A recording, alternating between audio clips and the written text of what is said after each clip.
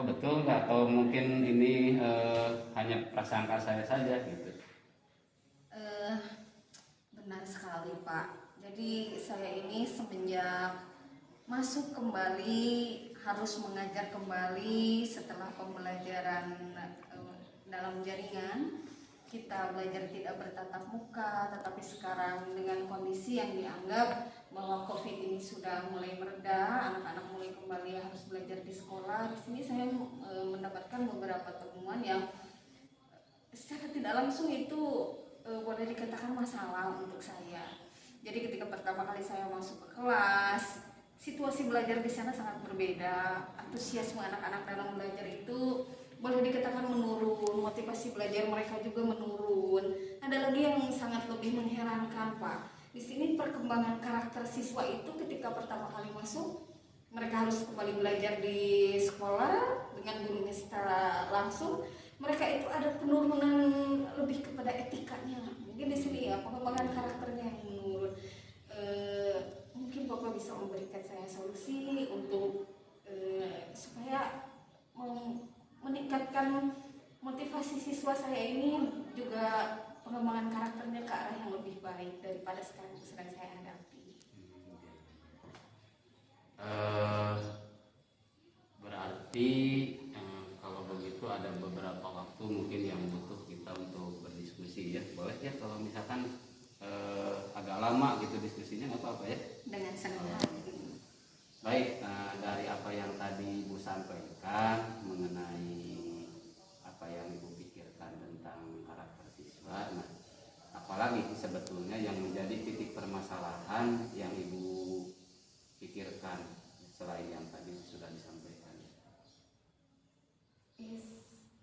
Sebetulnya permasalahan saya ini Pak lebih kepada etikanya dulu Pak. Jadi untuk motivasi belajar itu kan biasanya sebelum saya dalam memulai pembelajaran mengarahkan siswa dulu sebelum masuk ke materi pembelajaran. Nah di sini berhadapan secara langsung aja siswa ini sepertinya masih belum terbiasa dengan pembelajaran tatap muka. Saya inginkan bagaimana cara saya sendiri sebagai guru untuk mengarahkan anak-anak didik saya ini ke peningkatan karakter yang lebih baik. Kan dengan karakter yang lebih baik, setidaknya mereka bisa menerima penyampaian materi yang nanti saya sampaikan. Juga untuk memotivasi mereka itu mungkin saya akan lebih bisa diterima. Nanti masalahnya di sini lebih kepada etikanya dulu Pak. Jadi saya harus seperti apa gitu menghadapi anak-anak yang notabene hampir 2 tahun 4 semester ya Pak ya, mereka belajar di rumah dan tidak bertatap muka. Nah, kemudian dari permasalahan yang Ibu hadapi tadi, apa saja langkah-langkah atau usaha yang sudah Ibu lakukan untuk mengantisipasi atau untuk supaya permasalahan tersebut bisa diatasi atau ada solusinya? Seperti biasa, saya biasanya mendekatkan diri kepada siswa saya. Jadi pertama mengenal karakteristik siswa minimal dalam satu kelas yang saya pegang, yang saya wali kelasi. Cuma di sini mereka terlihat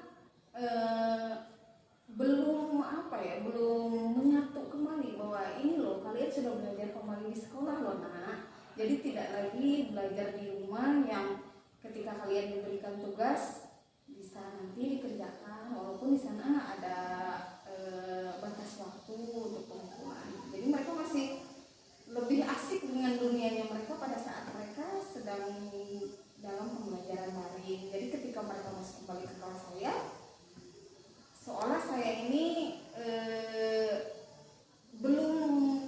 kehadiran saya mungkin masih belum bisa diterima, gitu, belum terbiasa gitu. Mereka masih asik dengan gini loh belajar tanpa guru, mungkin uniknya seperti itu, begitu Pak. Nah baik, tadi menurut apa yang sudah Ibu sampaikan, usaha atau langkah-langkah untuk supaya permasalahan tersebut bisa diatasi dan karakter siswa itu bisa meningkat, itu menurut saya sudah bagus.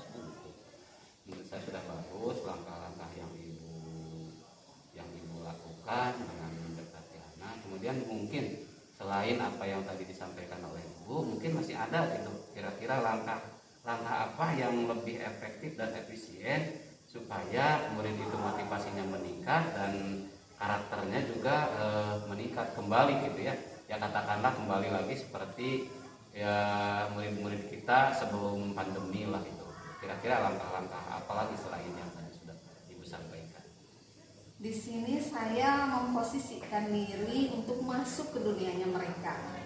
Ketika mereka ambil salah satu contoh, mereka sedang menggandrungi sekarang yang lagi K-pop yang sedang mereka gandrungi. Saya berusaha mengenal apa sih K-pop. Mereka itu lebih mengobrolkan tentang itu. Saya berusaha memahami apa yang menjadi trending topik saat ini di anak-anak untuk masuk di sini untuk secara psikologis terhadap anak itu supaya ternyata guru saya paham ya dengan saya, paling tidak saya akan mereka anggap bahwa guru saya ini keren loh. Nah, paling tidak dimulai dari sana mereka ketika saya menjelaskan masuk pada penjelasan materi pembelajaran, mereka akan mendengarkan saya karena mereka merasa bahwa guru saya ini oke nih, ternyata gaul ya. Nah, karena anak-anak sekarang tuh kayak gitu. Nah, gitu Pak.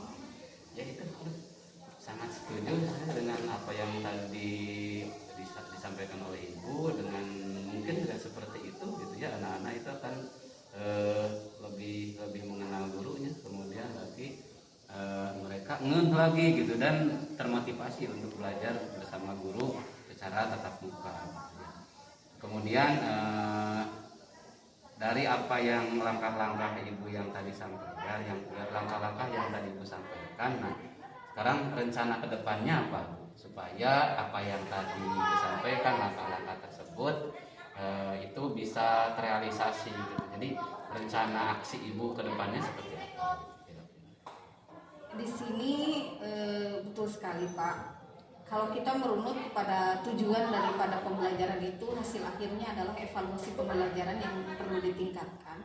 Tetapi untuk penyesuaian saat ini saya lebih kepada mengembangkan karakter terhadap siswa, lebih tepatnya mengarahkan siswa kepada karakter yang lebih baik lagi. Dengan karakter siswa yang lebih baik, kita sudah bisa menguasai siswa, tepatnya penguasaan siswa di dalam kelas, maka secara otomatis kegiatan pembelajaran pun di sini akan kondusif. Nah, di sana barulah saya masuk ke penyampaian materi pembelajaran.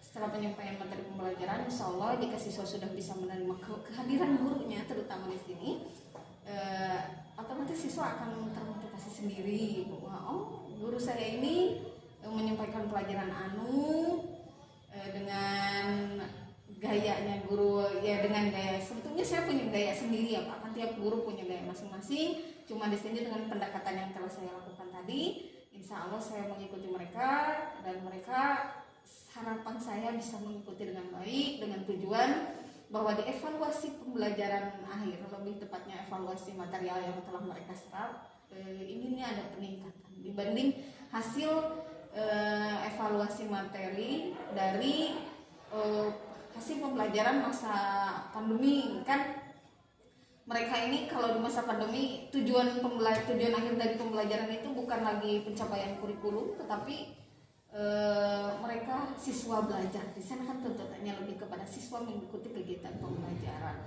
Di sini saya menginginkan kualitasnya kembali. Nah, itu yang saya inginkan. Jadi daya saing anak ini ada, itu yang saya inginkan.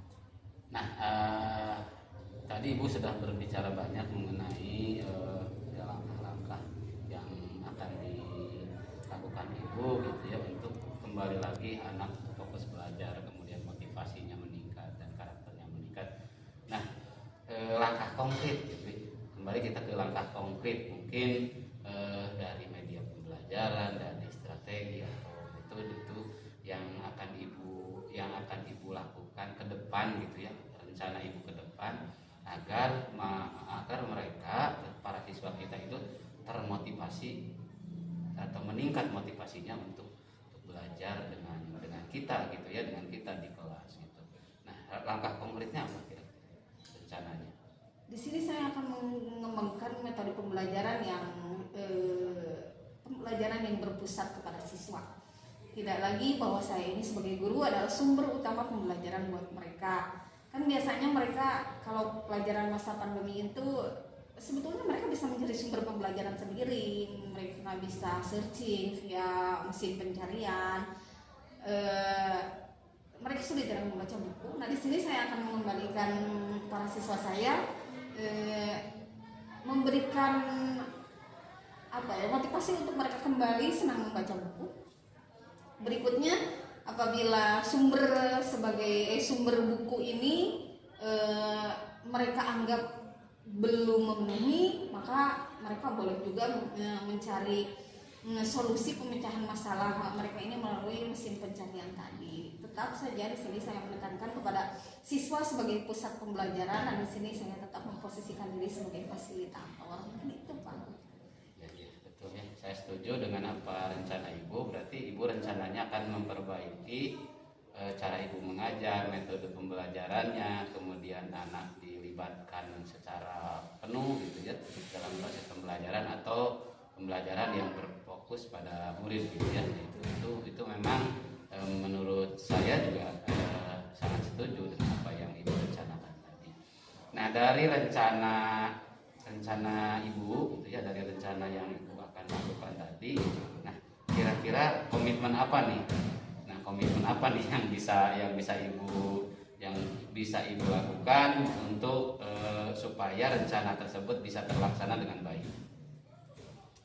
Di sini tentunya saya akan mengadakan kesepakatan dengan siswa itu sendiri, Pak. Jadi saya betul biasa melakukan itu dengan siswa. Jadi apa yang saya sangat memberikan kebebasan terhadap siswa saya supaya mereka nyaman belajar. Jadi tidak semata-mata kita belajar ini ya, silakan dikerjakan ini ya, tidak sistem dikte dulu, dikte ya seperti itu. Jadi saya lebih kepada anak, mereka yang belajar dengan kesepakatan yang kita buat bersama siswa yang akan kita ajar. Ya tentunya di sini komitmen akhir yang harus dicapai itu peningkatan prestasi belajar siswa di sana. Jadi saya menginginkan siswa saya itu bermanfaat. Ketika mereka belajar itu tidak hanya mereka mendapatkan hanya membaca, hanya menghafal, tetapi setelah mereka keluar mungkin ada yang mereka tidak lupa setidaknya bila kita membuat kesepakatan bersama dengan siswa. Mungkin Bu, ini sudah mendekati akhir nih ya dari pembicaraan itu, sudah kelihatan sudah ketemu titik permasalahannya, dan Ibu juga sudah bisa, jadi permasalahannya yang tadi Ibu sampaikan itu Ibu sendiri sudah bisa mencari solusinya gitu dengan tadi rencana yang Ibu akan lakukan. Nah, mungkin kira-kira siapa yang bisa mengingatkan Ibu gitu ya, atau yang membantu Ibu agar rencana Ibu tadi bisa terlaksana dan Ibu komitmen untuk melaksanakannya? Siapa nih kira-kira yang bisa mengingatkan Ibu untuk rencana tersebut agar bisa terlaksana dengan baik? Betul. Tentunya di sini betul tidak hanya saya sendiri, ada pihak lain yang terlibat. Di sini saya akan menggunakan rekan saya saja sesama MDMP. Jadi biasanya di rapat awal musyawarah guru mata pelajaran kita menentukan, ya, kita saling bertukar ide untuk mengembangkan materi pembelajaran, lalu evaluasinya seperti apa, termasuk isi pembelajarannya itu seperti apa. Nah, di sini mungkin saya akan melibatkan rekan-rekan saya yang sama mengajar di bidang yang saya pegang. Ya, baik Bu, kelihatannya menurut saya ini permasalahan yang tadi Ibu hadapi itu solusinya sudah ada pada diri Ibu sendiri gitu, dan Ibu sudah merencanakan rencana yang konkret, yang real gitu, untuk agar motivasi siswa meningkat, kemudian karakternya juga meningkat.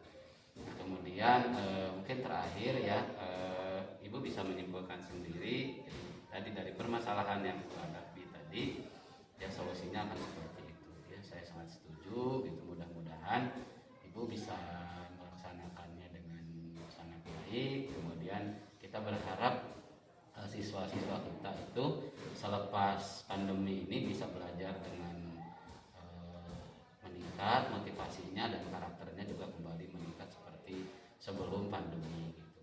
Nah, terima kasih Ibu sudah berbagi ini dengan saya, Bu. Oh, iya ya Pak ya. Akhirnya solusinya sebetulnya sudah ada juga ya Pak. Ya sudah kepikiran. Mungkin di sini hanya saya membutuhkan tempat curahan. Betul. Iya. Jadi ketika kita misalkan punya masalah itu dipikirkan sendiri, mungkin kita agak tertutup ya untuk permasalahan itu bisa bahwa solusinya sebetulnya kita memiliki potensi untuk menyelesaikan masalah tersebut. Gitu. Nah, ketika kita ngobrol dengan teman, mungkin saja ketika nanti saya ada masalah, saya juga bisa ngobrol dengan ibu dan tanpa disadari, ya ibu bisa memberikan dorongan kepada saya agar saya bisa menyelesaikan masalah itu secara mandiri gitu. Hanya dengan istilahnya ibu membantu mengungkap apa sih potensi yang ada pada diri saya untuk menyelesaikan masalah tersebut. Nah, berarti kita itu istilahnya harus berbagi bersama, baik saya dengan ibu, kemudian ibu dengan saya atau ibu dengan teman-teman sejawat yang lain. Terima kasih Bu atas waktunya, atas diskusinya. Terima kasih. Sami-sami. Setelah saya mengikuti proses coaching ya Pak ya, di sini lebih mengemukakan kepada kendala saya selama menjalani proses pembelajaran. Masukan dari Bapak itu sangat bermanfaat sekali dan saya juga merasa terbantu gitu Pak. Itu untuk kedepannya saya sebagai masukan supaya saya menjadi guru atau pendidik yang lebih baik lagi untuk siswa saya ke depannya. Hatur nuhun. Assalamualaikum warahmatullahi wabarakatuh. Setelah melakukan proses coaching terhadap rekan saya yaitu Ibu Ina, alhamdulillah saya bisa membantu beliau dalam menyelesaikan permasalahannya, di mana saya bisa mendorong Ibu Ina untuk dapat menyelesaikan permasalahannya secara mandiri, dan beliau merencanakan aksi tentang penyelesaian permasalahan tersebut, dan beliau berkomitmen untuk melaksanakan aksi tersebut dengan dibantu oleh beberapa orang rekan, yaitu sesama guru MGMP mata pelajaran. Terima kasih. Assalamualaikum warahmatullahi wabarakatuh.